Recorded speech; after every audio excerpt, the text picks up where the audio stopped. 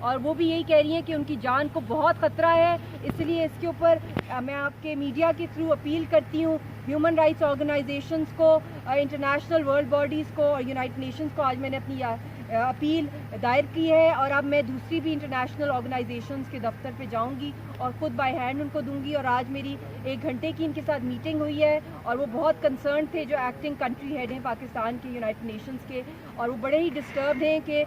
کسی دنیا کے اندر کہیں بھی جو پولیٹیکل لیڈرز ہوتے ہیں اور پرزنرز بھی جو ہوں ان کے حقوق ہوتے ہیں کہ ان کو صاف کھانا دیا جائے, ان کو اجازت دی جائے کہ ان کو لائر دیا سے ان کو ان کا لیگل رائٹس دیے جائیں, اور پھر اس کے بعد ان کو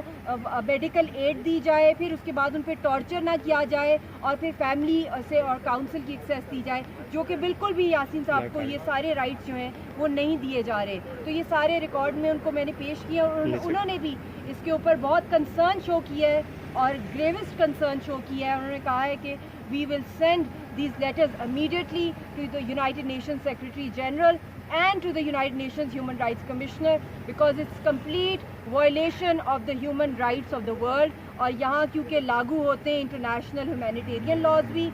جو کانفلکٹ اور وار زونز کے لیے ہیں, ہر انٹرنیشنل لا کے مطابق یہ اس کی کمپلیٹ گروس وائلیشن ہے. اور انہوں نے کہا ہے کہ ہم بھی اپنی طرف سے اسٹرانگیسٹ ریکمنڈیشن بھیجیں گے کہ یاسین ملک کی لائف کو بچایا جائے